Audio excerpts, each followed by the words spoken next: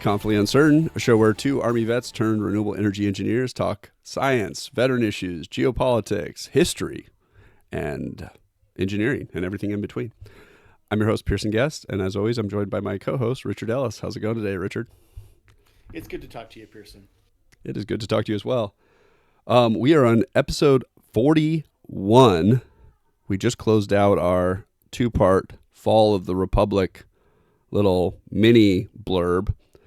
And yeah, so before we got the show kicked off officially with the record button, Richard and I had been talking about potentially talking about survival or anything, and then we thought maybe a separate series. But anyways, it got us on the conversation of preppers, and since we're from Oregon, it's a subculture of Oregon that it's pretty prominent. That goes back to kind of like how Oregon was founded, and I mean by founded by when the whites stole all the farmland from the Native Americans and decided that that was their land. How like what the culture of Oregon kind of started off as. You're pretty familiar of like Oregon's start, right, Richard? From a white I, perspective, I would say, because once again, I want to emphasize we the land was already occupado, as you can tell by many of the names that the cities still inhabit, still have. They're all native names typically. So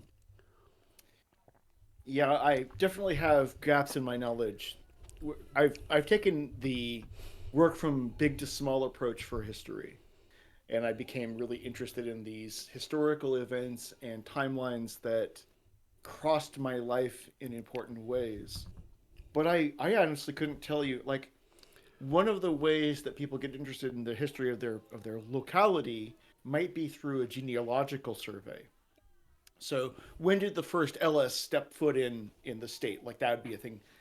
Couldn't tell you. Have no idea. The best I can do is go back 3 generations, and that that population is well after the origins of white people settling in the Pacific Northwest. nice. I luckily avoided that too due to my heritage. Uh, Both the Lebanese showed up in the 1850s, roughly around the same time the Germans showed up, which also is a little bit of my heritage. And then the Irish showed up later. Well, before and later, actually, especially to the West Coast side of things. So I missed both those genocides, and I can say that my white settler ancestors most likely weren't slave owners either, at least in America, because they just came Right. later. So If you go back lucky far me. enough, you'll find some dubious ancestor that did something horrendous that you can't be at all proud of. Oh yes, I am. I so to flip that, yes, because no genealogy is absent of evil. I presume Right. if you're walking on this earth, I'm sure your ancestors have had horrors put upon them and have probably put horrors upon other people. Um, I the my Irish ancestry, I am related, and one in like every 300 Irish Americans are related to this one guy. It's like the king of nine hostages, the Null of nine hostages. He was an Irish king, and both of his sons actually conquered most basically all of Ireland at the time, and would take hostage slave queens from each of the little regions that they conquered and stuff. So they were a very prolific gene pool, but keeping a whole bunch of women hostage, and most likely raping them is not a great look either. So uh, yeah, there's no history makes a fool of anybody who looks back for some kind of cherished memory, I guess.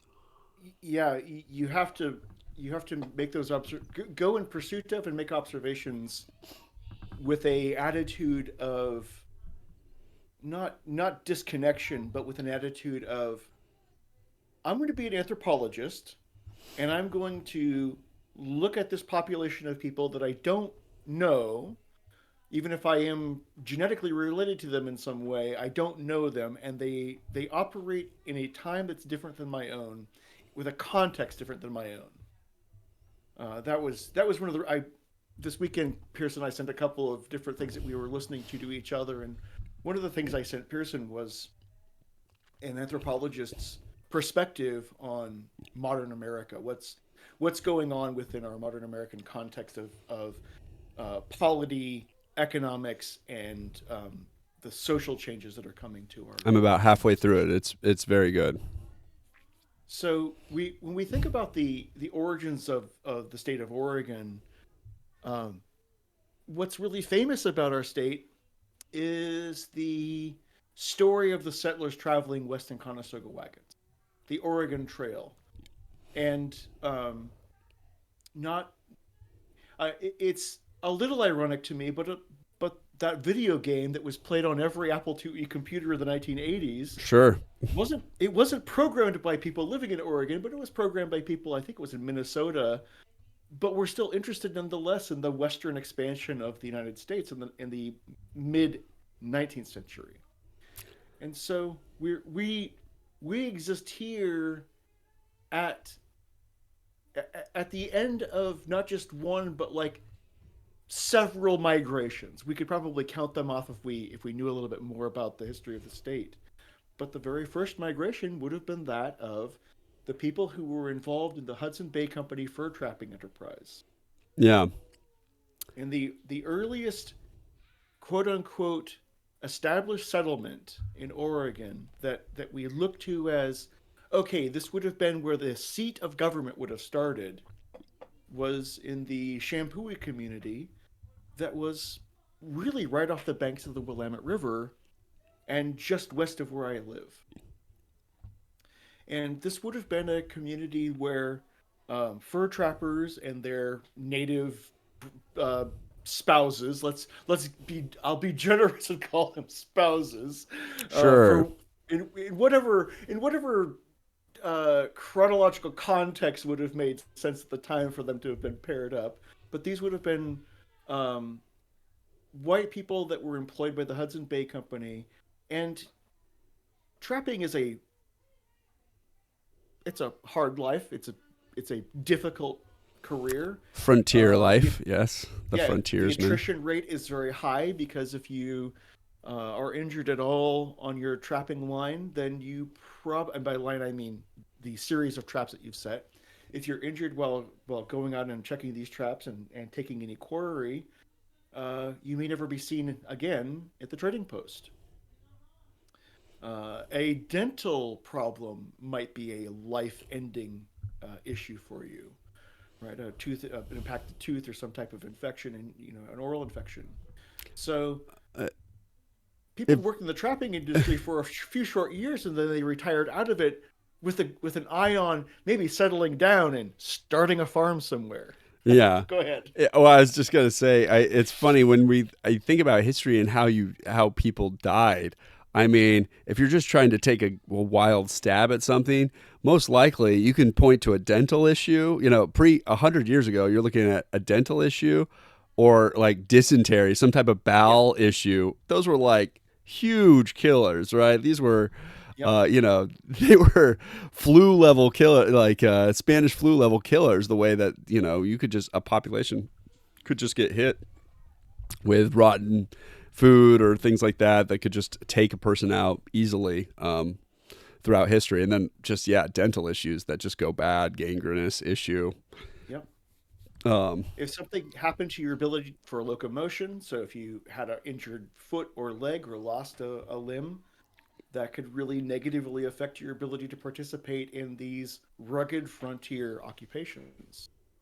So, in the most casual explanation of that earliest polity, basically this one part of the series of steps leading to Oregon Territory resolving into the state that is modern Oregon. Yeah, the settlement at Champooey would have been part of that enterprise. what it seems to me is that Oregon has a history of attracting people who, for whatever reason, are fine with being alone or in less of a community type of environment. And um, the fur trapping happened before the gold rush. Yep. Those early traders were there. Um, and the Brits were there as well. We were vying for that territory, and Polk was able to convince the American trappers to bully the British just enough to get them the heck back up to Vancouver, BC. Hmm. Um, but the gold rush happened, and people, it would have been a pretty smart assumption that just because there's gold in California, there must be gold in Oregon.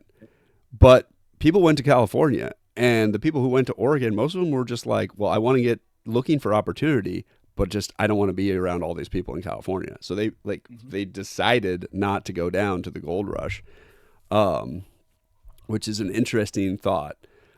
I think Oregon and Alaska share similarities in the type of people who seek these states out, typically.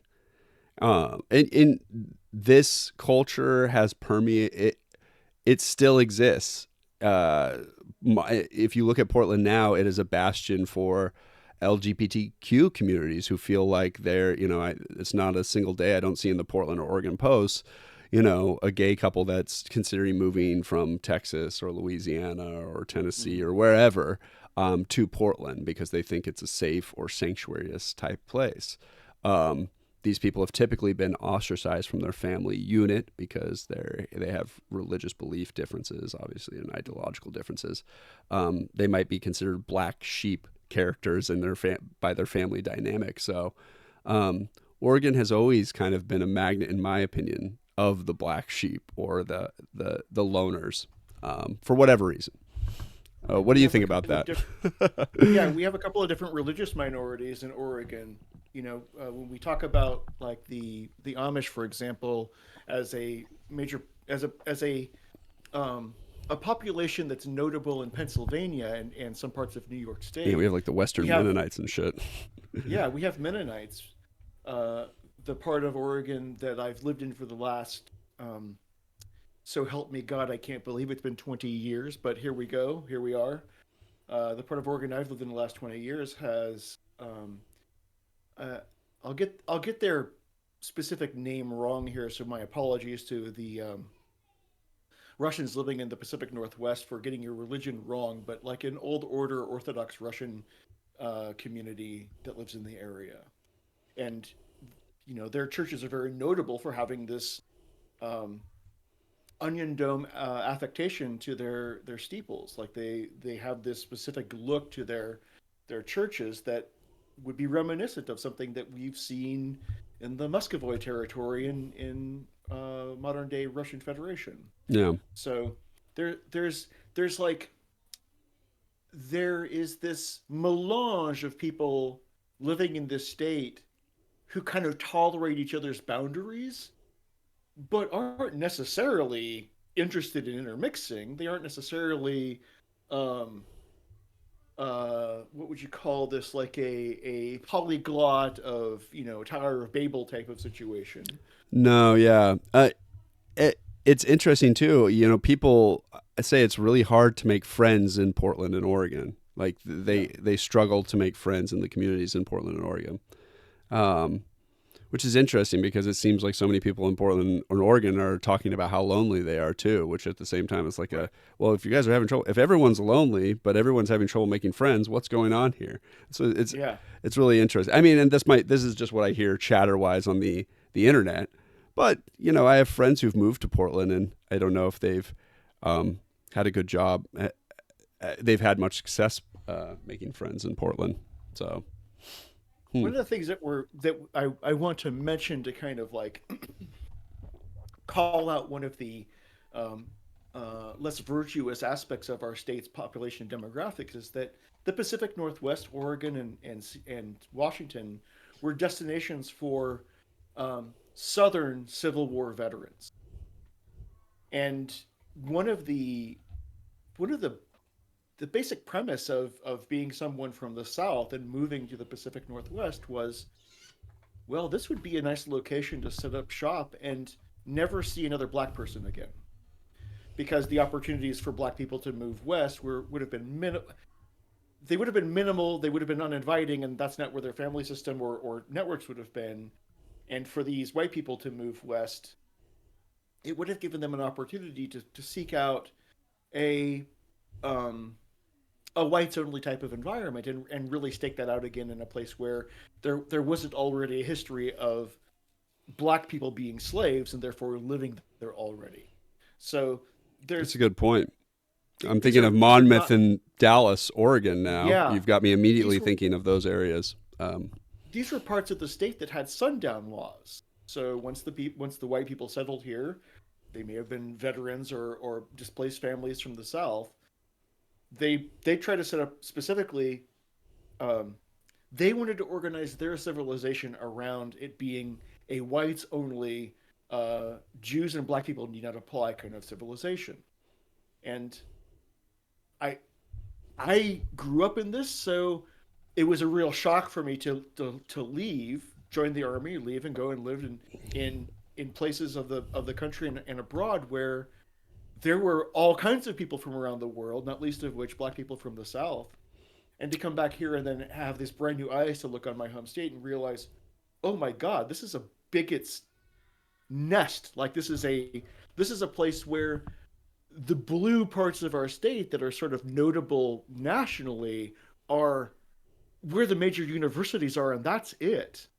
That's not a part of our state that's very common. I mean, yeah. So there's a bunch that to unpack there. It's funny because first you join the army, which is one of the most ethnically diverse organizations in the world. Absolutely. First off, right? Like immediately I show up the teams that I was in the army, there was not a majority of a race really. Right. It was like 50-50.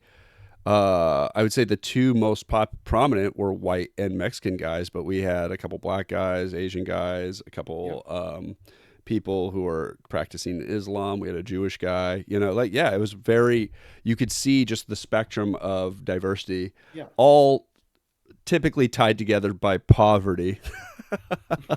Or trauma. Right. I'm not including the officers necessarily here, but yeah, like if you're an enlisted soldier, it's a whole smorgasbord of people, and it's a slice of America. That's really what it is. It's a diverse slice of America. So just joining the army, and I had moved to Portland. And it was funny going from Staten, where I was from, which it was a 50-50 town. It was a lot of white people and a lot of Mexican people. Right. And the white people were extremely racist to the Mexican people. We had like 3 black people in the town, so they were tokenized, of course. Right. Like they were, everyone loved the 3 black people we had in the town because there were so few. I was a child of the '90s, so every white guy I knew loved gangster rap, of course, right? I mean, Right. predictably. Um, but that was kind of the dynamic. And when I left to Portland, I was like, oh, look how diverse. I mean, ironically, look how diverse and, multicultural it is. And I was going to school at first. So the university probably had a little bit more ethnic diversity than the rest of Portland, because when I left Portland for the South in Georgia, suddenly I was like, oh my God, Portland is so white. I was like, oh my gosh. And it's not ethnic. It was not very ethnically diverse. There might have even been a larger Asian population than black population in Portland at the time.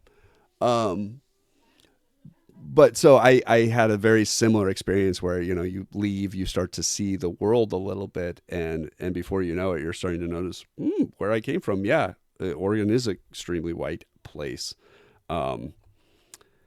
Yeah. And that's, I think that's still there. There's that underlying thing there. When I talk to some of my black friends in Portland, they always talk about this kind of, they miss the type of racism in the South versus the racism in the Northwest. This is a common thing I hear often from my black friends who have lived in Washington or Oregon. Some of them were up in Washington and faced similar feelings to a lesser degree. But they were from Cleveland, Ohio, and they were like, yeah, they prefer the racism of Cleveland versus the racism of the Northwest.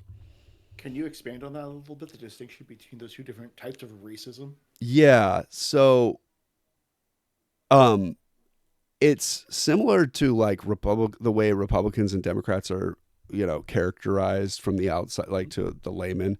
Whereas someone will say like, I know both parties are lying, and we could just replace lying with racist right here for this. Right. I know both are being racist. It's the fact that at least in the South, or the Republicans are being racist to my face. And whereas the Pacific Northwest or the Democrats are being sneaky, like they're acting like they're not racist, but in doing so, they're doing things that are super Right. racist. And so that is the difference. It's this really interesting nuance that if you've been to both places, it actually makes sense. Overt Does versus that help? covert. Yeah. Does that Yeah. help at all expand? Yeah. I mean, it's But interesting there's because I'm still explaining this as a white guy, but I'm reflecting, the conversations I've had with black folks in Portland who are like, yeah, man, there's a racism here that's not like to my face. And they preferred the like, I know where we stand thing, where it's yeah. more like white people in the Northwest are like, I'm an ally. It's the same way like the BLM was hijacked by Yeah. white people in Portland, Yeah. specifically that town. You had moms of BLM, and it was like a whole wall of white women, and the black women Uh-huh. were there at the beginning, but they felt ostracized from moms for BLM or whatever, or what women for BLM. It was Right. like it was an insane social movement within a social movement that, yeah, I think those kind of things are examples of that, I suppose. A person you're saying a person in the Pacific Northwest might think of themselves as being a progressive. They might vote for a Democratic candidate.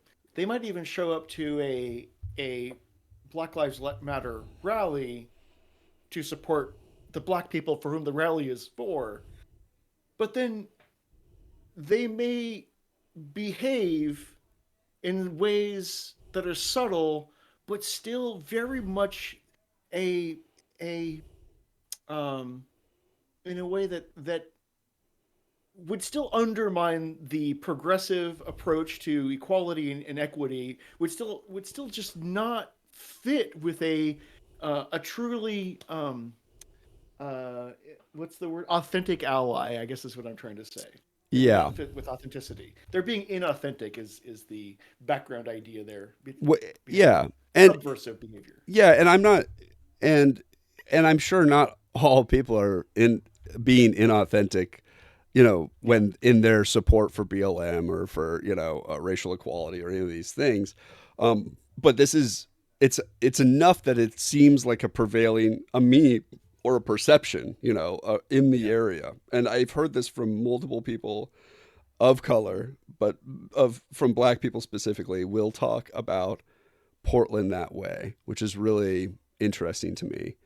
Um, on the flip side, I I usually haven't I have never met so many young black male professionals who work white collar than I have in Portland.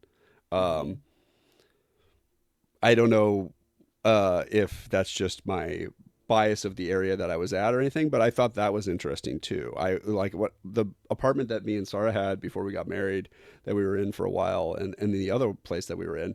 There were tons of young black male professionals who worked in finance and banking in downtown area. And so I thought that was maybe it was a selection bias to Portland or what, but I thought that was also an interesting counter to. I don't know if that has anything to do with Northwest racism, but um, just other observations along.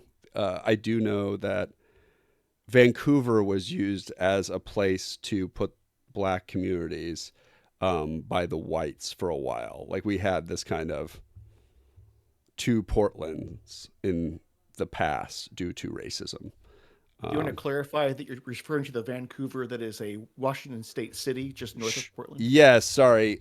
This is not Vancouver, BC. That would be interestingly quite the gap to have Portlanders put them up to Vancouver, BC. But yeah, there's a Vancouver in Washington that, uh, if you were to pull up a map of Oregon right now, the Columbia splits. It's the natural border to Washington and Oregon, and on the other side of from Portland, there's a bridge across to a city called Vancouver, and it was considered pretty shit land at the time, and they put black communities there in the low wetland area of Vancouver when they were trying to segregate them from the city, basically.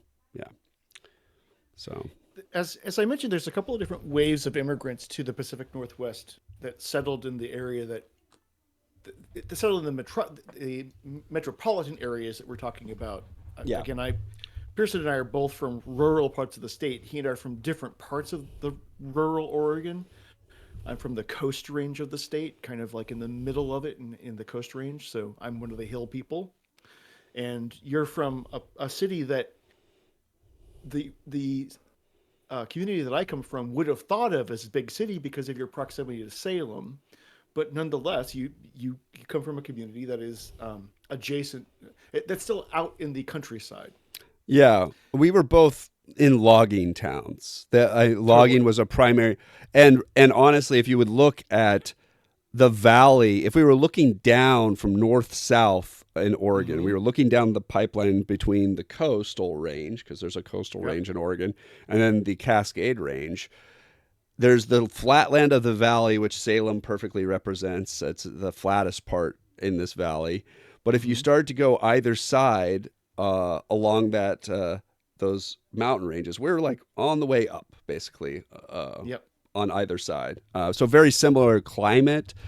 temperature, fauna, Yep. and professions. Logging Totally. towns were, so that's, I think, the similarities. But my town might have been a little bit bigger that I was attached to. Of course, I grew up between three of these small little logging towns. I actually was out in the middle of the sticks. But Mm-hmm. yeah, Staten would have been considered kind of big compared to your town, actually, Yeah, it would have. by a magnitude of Population for it. 1,000, I think. Yeah, at I least. think so. So Yours was about the different. 500. Yeah. Yeah. Yeah. So mine About was five. 1,500. That's the difference. I think now Staten's about 5,000 after 40 Yeah. years or whatever. So it's growing. Don't worry. The community that I grew up in has not grown at all. It has stagnated ever since. It's because So everybody leaves when they grow up. Literally, everybody leaves when they grow up. That's what's happening. Yep. guilty. So we talked about these multiple waves of immigrants to the state into the Pacific Northwest, and as you're describing Vancouver, what I want to mention is that Vancouver was populated just as Portland was being populated. There were people living there. It might have had its own appeal to certain immigrants to the Pacific Northwest. It had the trading post, and Hmm. I want to say that the Lewis and Clark expedition left some type of remnant there. I think there's actually a historical site from the Lewis and Clark expedition. I should visit Vancouver sometime and find out for sure. It's just a place of That bridge is there. such a pain in the ass, I have to say. Everything about going to Vancouver from where I live is such a monumental hassle that I only drive through Vancouver to go to someplace else, and it's a real disservice to the town, which is a perfectly good suburb of Portland. I have no complaints. Anyway, I want to mention that Vancouver later in the 20th century was settled by a wave of immigration to the Pacific Northwest for shipbuilding. So our naval fleet was in part, and our merchant fleet was in part being constructed in the shipyards in Portland and Vancouver because the Columbia River has a deep enough draw to it. That's the depth of river. It's deep enough that you can float pretty sizable vessels and get them out into the Pacific Ocean on it pretty readily. It's it's nothing like the ports that you can think of in Chicago or the East Coast. It's not Yeah. a port like Los Angeles is. It is nonetheless a port, and in deep drafting ships and barges can navigate it. And so one of the waves of immigration that we talk about is uh, that World War II industrial wave of people, and that is one of the immigration waves that brought people to the Pacific Northwest who were not white. Right, this is one of the times that black people actually moved to the Pacific Northwest because there actually was opportunity and jobs to be had in the ship ports. Mm.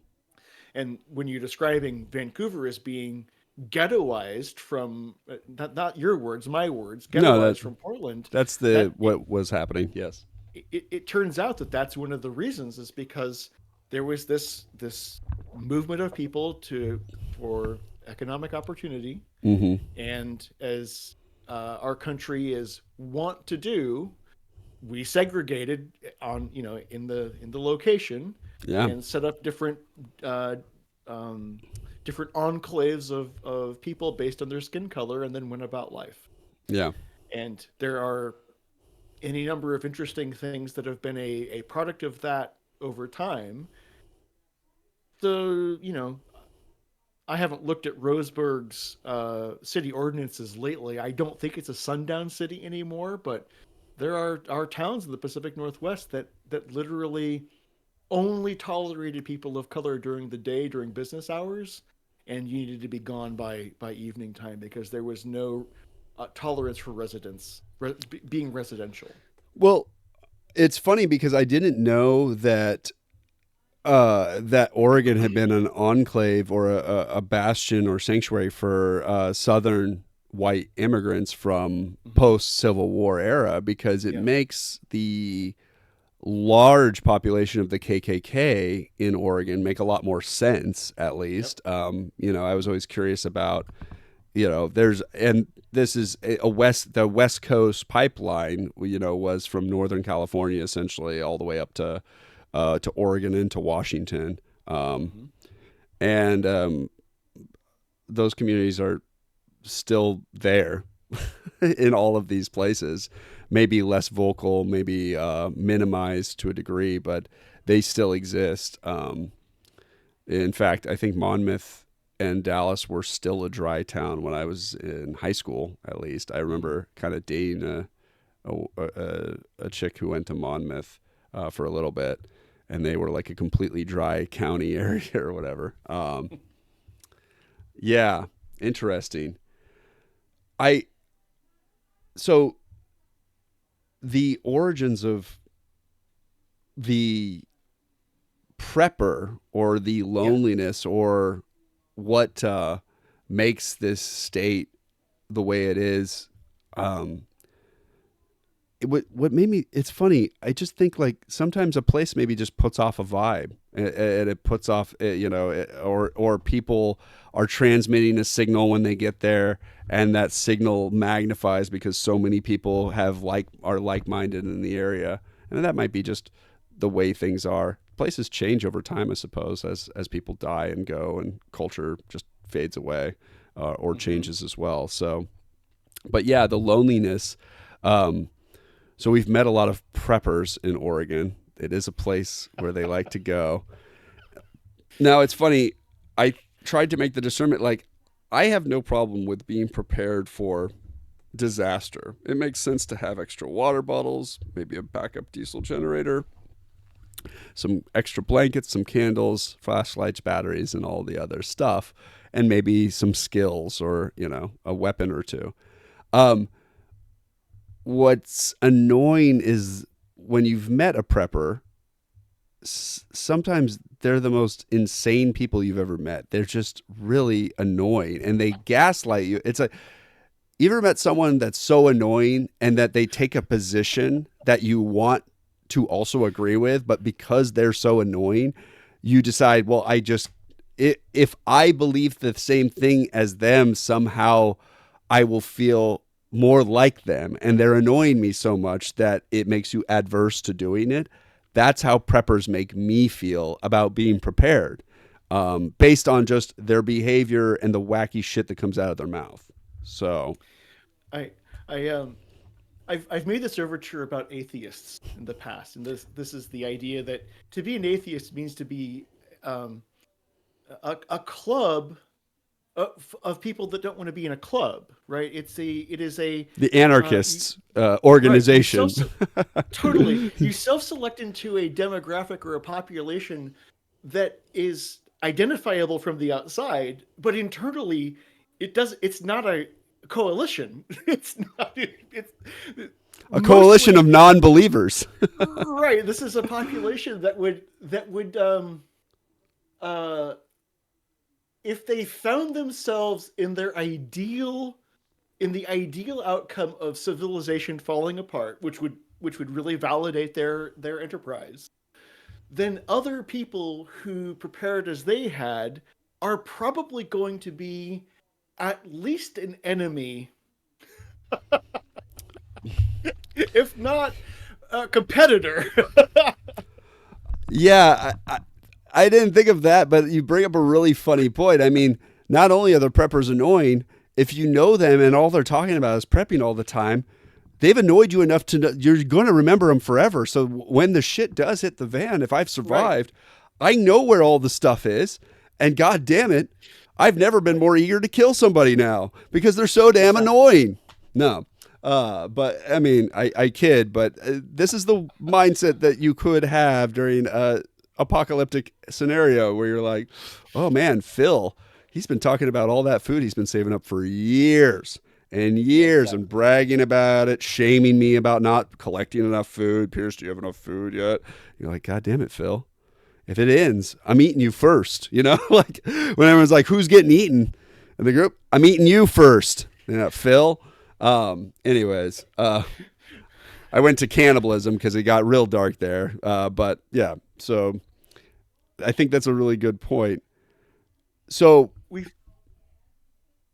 We've really labored to make a distinction between the things that I've said in this forum before when I talk about collecting seeds or planting crops or establishing the order of importance for shelter and so forth. But what we're making here is a distinction that one of the one of the criticisms I would make at this great country of ours is that we've found ourselves lulled into a cycle of consumerism where manufactured products have been the solution to all of our problems. Popular culture is the solution to our boredom, and that if we find that our authenticity is attacked by our religious organizations, then we don't really fill in what's left with a spiritual pursuit. And so I'm kind of describing myself here, which is, well, once I no longer have a club to be a part of, and once all of my dopamine comes from clicking the buy button on my Amazon account, yeah. then wow, am I really exposed? Yeah, and we it's so slow, it's so gradual that we don't really realize just how it's always a joke when I see it written, but how far we've strayed from God's will. So I like that. I want to add what the problem is. The consumerism only feeds the superficial needs, like the most basic. Exactly. Like so, when we're eating all the manufactured foods and all the blah blah blah, if we decide to do that, um, we're just we're just superficially giving ourselves nutrients enough to survive, but it's really an unhealthy practice long term, and it doesn't really feed us the real nutritions we need. So we're walking around in this superficially okay state physically, Yeah. potentially, and then, like you said, we're feeding our curiosity with our intellectual curiosity is being used up by a whole bunch of noise and crap, right? We're consuming video games or reality TV or just TV, even just a bunch of garbage TV out there. We're clicking and scrolling. We're watching shit videos on TikTok and so on and so forth, or looking at Twitter and blah blah blah blah blah blah blah. And all of this stuff works to keep your mind busy enough that you feel as though you can go to sleep at night, Mm-hmm. um, and rest a relatively okay, uneasy sleep because you didn't really drain the main drain that well. Yeah, what you're talking about, an emptiness of soul just means an unfulfillment, I Right. believe, right? Yeah. Um, we've reached a place in society where more and more people are being relied upon to figure out their own ideologies and their own thing that's going to provide them fulfillment. Religion was kind of this easy print. Hey, follow these rules, blah, blah, blah, blah, be rewarded with, some form of a full soul. I can say as an atheist, the latter is a lot harder because it requires change. It requires introspection. It requires patience with yourself. It requires a hatred of parts of yourself too. It requires an honest judgment, like an honest judgment being laid upon yourself, which would be really painful, especially if you've been traumatized by others. You don't want to hurt yourself. It's tougher to do those kind of things. So yeah, that emptiness, I've thought of like a gazillion different things when you said what you said, because it was really interesting to me. Have you watched the Dwarkesh interview with that geneticist, the cultural evolutionary guy? I did. So we're referring to something that Pearson and I shared with each other. A YouTube personality, Darkesh Patel, I think is his name. Yeah. And he's where I first encountered the interview with Sarah Payne, Dr. Sally Payne from the Naval Academy. He is a vehicle of which I tolerate to get access to the minds that he's gotten access. We're not fans of his interviewing process, are we? I'm sorry, Dwarkesh. I have to put it to you, man. You ask some of the douchiest questions I've ever said. You're obsessed with AI. I get it. Tech bro, whatever. Yeah. But frankly, the last interview was infuriating. It was probably one of his worst. But there were some interesting parts to this that I took from the guy being interviewed. I wasn't necessarily a fan of his take either. So first off, I'm going to say it's weird, but I think he was racist. Because of his he had a strong bias for the great things that came out of Europe. Yes. So check one, really overblowing Europe's successes and undermining other cultures' success. Also, the blatant ignoring of the entire Middle East and Persia. Frankly, like the entire time. To the point it started to get a little disgusting to me. I was like, wait, we can't just posit that this all came out of Europe, right? Like and talking about Europe being one of the biggest diverse cultural mixing grounds, without talking about Egypt being that way, or Iran before that being huge cultural hubs of tons of different ethnicity and cultural backgrounds in these countries for thousands of years before Europe, they were all not writing words down, when this was happening in other places. So like the idea that the industrial revolutions that they had 1,000 years before Europe, all of this just not mentioned the whole time. Somehow he gave Indians 0 too. I mean, I don't know. Maybe the Indians came up with 0 the same time the Persians did, and the same time because information was traveling. So yes, more people were figuring this out. But I have to put this little caveat on for anybody who starts to listen to this and they're starting to go, wait, Pierce and Richard, they talked about this. Did they recommend it? That's why I wasn't like big on necessarily recommending it, because I just got this vibe. But I can listen to people who I think might be a little bit racist or whatever. Because he did bring up a couple points about diversity that I thought were really important. Talking about diversity being the backbone to evolution, the cultural evolution that occurred, right? So this was Dwarkesh Patel's interview with Joseph Henrich. And Heinrich. No, I'm making a joke. It used to be Heinrich, though. Henrik was Heinrich at some point, I was going to say. Yeah, the I was dropped there from the pronunciation. So Joseph Henrich talks about a couple of different things here. Let's see. the central thesis of this interview, at least how it's advertised, is that when the Catholic Church moved into Europe, what it did was it broke apart uh, the European family structure, which was really important for how uh, people conducted their lives. So, um, The let's say, kinship for structure, I example, believe. Yeah, the it was like, kinship. Yeah, that's exactly the word I was looking for, and it was escaping me. Thank you. yeah, I was trying So to it think broke of apart it the whole time. it broke apart the kinship structure of European family systems, which were in some cases polygynous. In other words, there might be one patriarch for several different wives or concubines. Um, They were and clan like. Yeah. yeah, yeah, totally. And so um,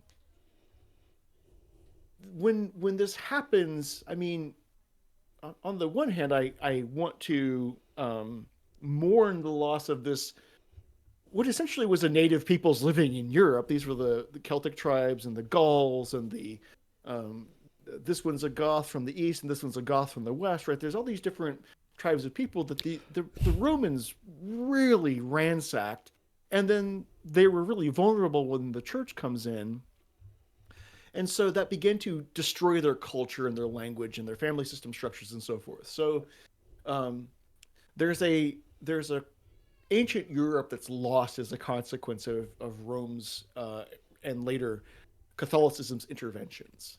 So what Joseph Henrich is saying is, well, once the church breaks this up, what it does is it releases the inheritances, right? So in these kinship groups, that what gets passed on from generation to generation is really kept within the family. Once you break that apart and you create these these other civil structures, these other civilization structures, where then they can be taxed and so forth. And he's kind of you get this sense that he's saying like this had advantages for the civilization progressing, and I think his bias is well, you don't get the Europe of the 20th century without the Europe of the 5th century or I see. the Yeah. 12th century.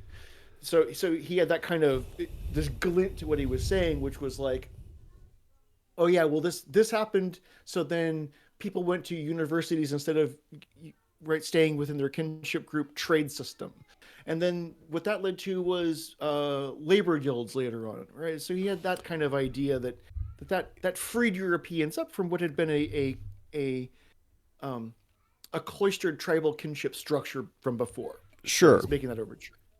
He made the other overture that uh, part of our patriarchal structure comes from the advent of the plow, and I thought this was an interesting thing to say about labor um, division.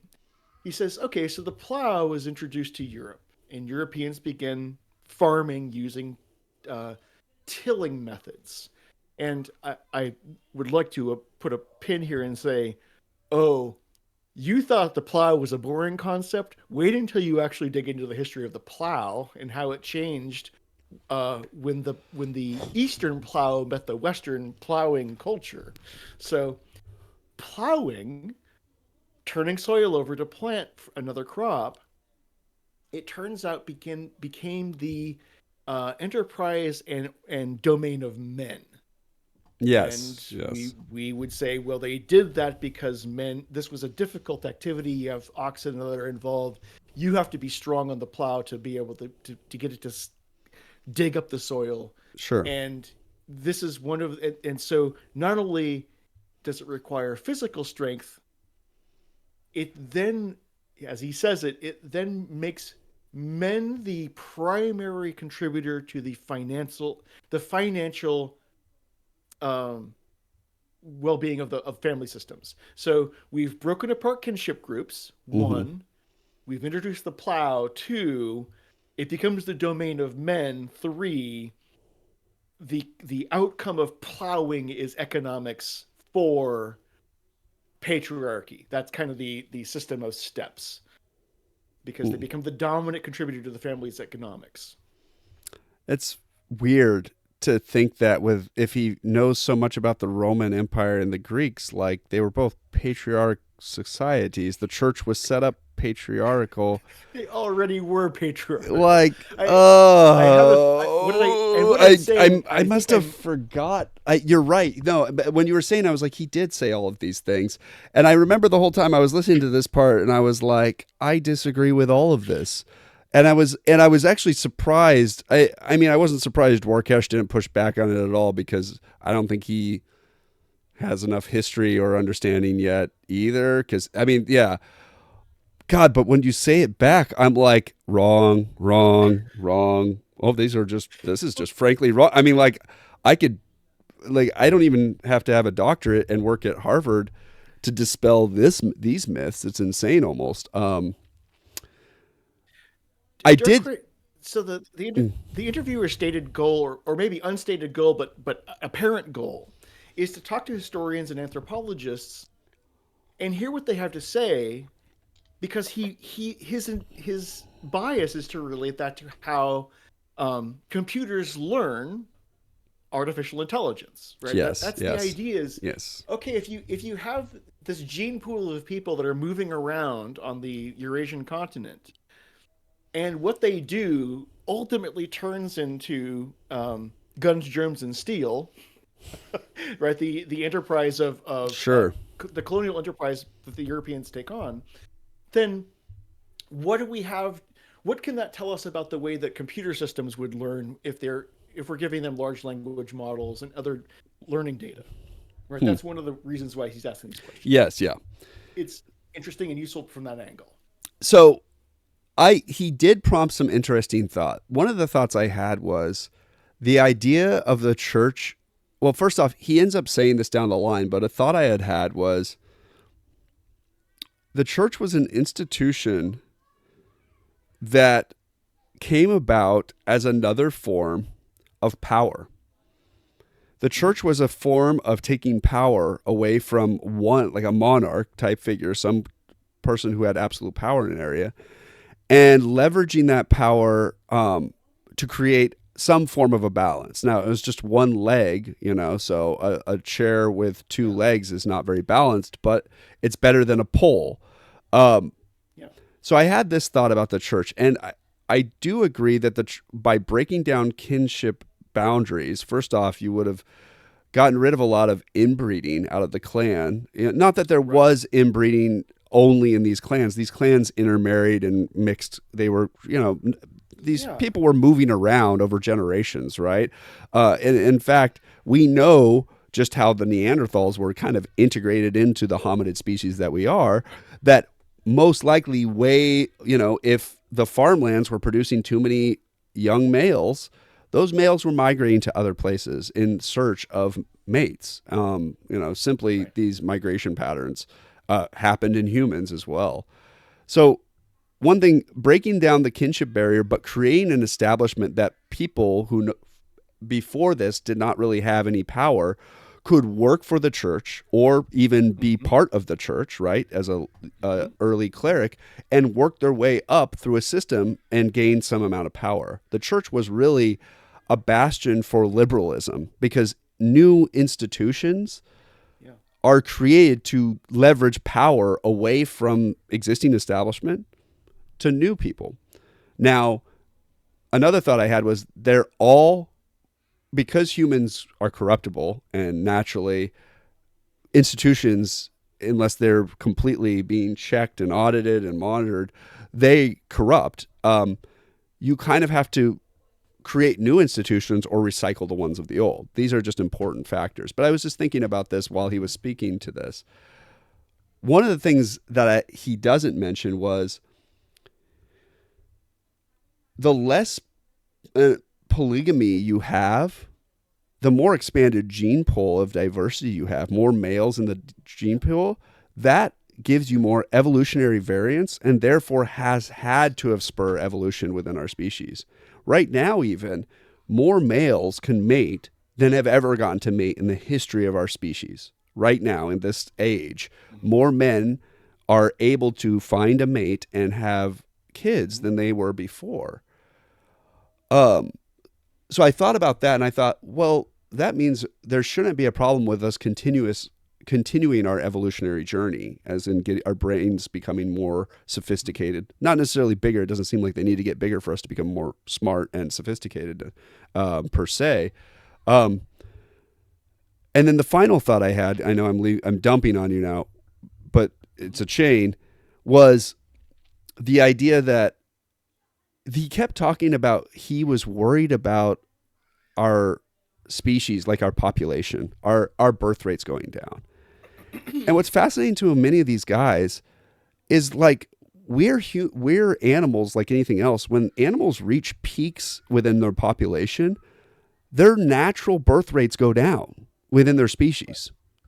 Like, yes, we have microplastics. Yes, we have all these other things, but also we have 8 billion people on the planet now. So when people are saying they're worried about the population, I don't know what they're talking about. It's not like the population has gone down ever in since the Ice Age, right? I mean, like, we really haven't had maybe a world war. There's some dips, right? So, but they're very minor. I mean, it was boom, it was this, and there was boom after World War II, right? So when you're talking about this, so those are my thoughts. I could keep going. But those were all the thoughts I had while they were talking. So that's why I'm not hating their conversation so much, because it did prompt a lot of interesting thought for myself. Yeah. One of the takeaway messages so I'll listen to something and go, okay, what can I take away from this and integrate into my my worldview, my Weltanschauung, right? And one of them is that he talks about Homo sapiens' brain size, brain volume, brain mass has actually shrank. It's actually gone down in size. Yeah. And there's this interesting, so there's two things at play here. One, there's the correlation between primate brain size and social sophistication. So the larger the group a primate lives in of their peers and contemporaries, we would say that the larger their brain has to be to maintain relationships and interactions with all of those other members of the tribe. But he says, okay, well, Homo sapiens' brain is actually shrinking. That's his.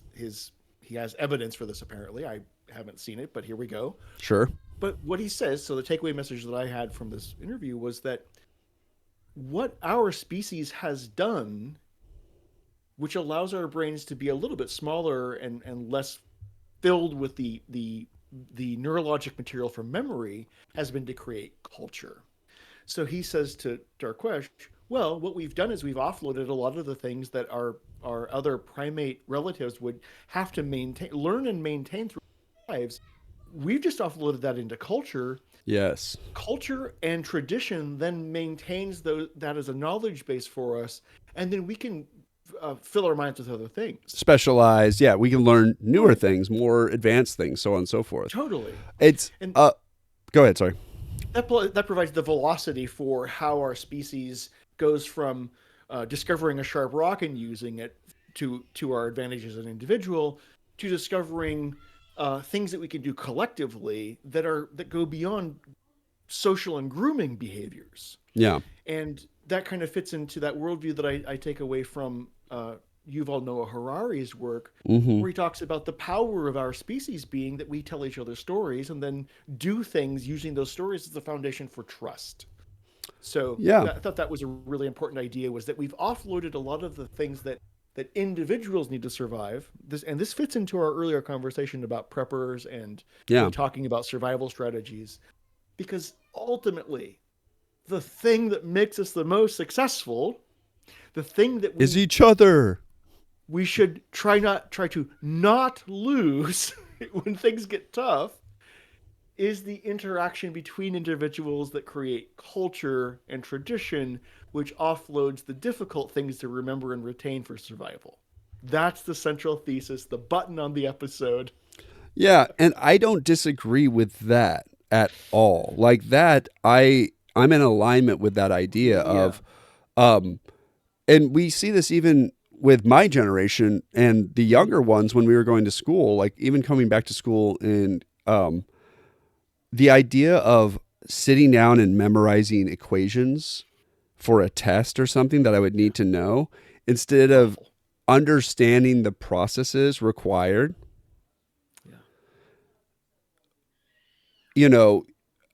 it's unfair because we always teach, 20 years behind or 40 years behind or 60 years behind. Right. But it would drive me crazy when the teachers would be like, "Oh, you need to memorize all of this stuff." And I'm like, I won't. No, but Yeah. I know the process, and I'll just be able to apply the process because I need my brain to not remember those things. I have a lot more processes I want to remember and know how to use. My process of learning how to learn the equation. If I know how to use the equation, I shouldn't have to memorize it. I should be able to reference it. Oh, hey, what's that equation? I'm working on one of these problems. Reference it and then apply the process, right? Like that learning style, I see evolving us now. And then the idea that cultural diversity breeds evolution and adaptation and more ideas, I absolutely agree. I've grown so much being married to a Persian woman versus what might have been just a classic American woman. Because Your standard European mutt woman. your standard blonde-haired, blue-eyed. No, I'm joking. Sorry, all you standard European mutt women. Sorry, I mean half of Staten was blonde-hair, blue-eyed. So I'm just gonna say. But no, yeah, I mean, so those differences have really allowed me to grow and learn so much more than I think I would have in any other circumstance. So I do agree with the central message there. God, I have a lot to say on this, so we could do another episode, but I can't do another episode today because I've got to go out and there's chaos out there right now, Richard. There's chaos out there. A little bit of the braying of small children has made it through the audio on my side, so I imagine that your presence is probably it's needed. Grandma and Grandpa are over there, so they're all having a really good time. But that's why you're hearing so much of them. Yes. But I should be involved with it as well. I didn't say like or subscribe and share our stuff, but do it if you're still listening. An hour and a minute into it, we appreciate you. And I've had a great conversation with you as always, Richard. This was a nice change of pace from the doom and gloom of the last two episodes. So. Well, part of the reason that I wanted to introduce these ideas and talk about some of from its foundation, where it comes from, is because it would be awfully nice if, as a lot about our civilization changes very abruptly, that we had something that we could give our attention to and not feel helpless in these transitions. Okay, good. We'll segue. This is a great end. He said one last thing that I think will bridge into our next episode really well. Yeah. And I really love this idea. When the climate and our environment around us is changing slowly, and these can all happen at the same time, these processes. He talks about 3 different types of evolution that can occur at different times or at the same time in different ways, at different trajectories or vectors. So there's biological evolution, the genomic evolution type. That's if the environment is changing slowly or something about the environment is changing slow. Our bodies and our generations have time to adapt over a long period of time. That's genetic evolution. When the environment starts to shift faster or at medium speed and genes can't keep up to it, the way humans have evolved is through culture. Right? Shared culture. We're being able to share ideas, pass them on to each other to adapt to systems a little bit more rapidly. We use each other because on our own, dealing with the situation is too tricky. Through that culture, we build traditions, religion, and all types of institutions and types of things that instill us with those survival mechanisms that allow us to progress. Yes. Then there's the third type, which is the individual adaptation and evolution. This occurs when the environment is changing far too rapidly for culture to keep up. The problem with culture is it's usually referencing the past. Traditions are from the past. Rituals are from the past. Religion, institutions are all things that existed when you're there. Those, because they're bureaucratic and they have, people and systems already in place, they're slower to change and don't change rapidly enough if the environment's changing rapidly. Then it's on the individual. So with that, my dear listener and Richard, next time we should talk about what era we're in now. I say Like I have an idea. And what that means for us. Yeah. Nicely done. Yeah, I like this idea. I like this mode of thinking. So that's going to be our segue till next episode. I think that'll be a good start. And I'll try to remember it next week. So yeah, with that, Richard, it's been a pleasure. And I'll talk to you soon. Cheers. All right, partner. Talk to you later. Bye-bye. Bye.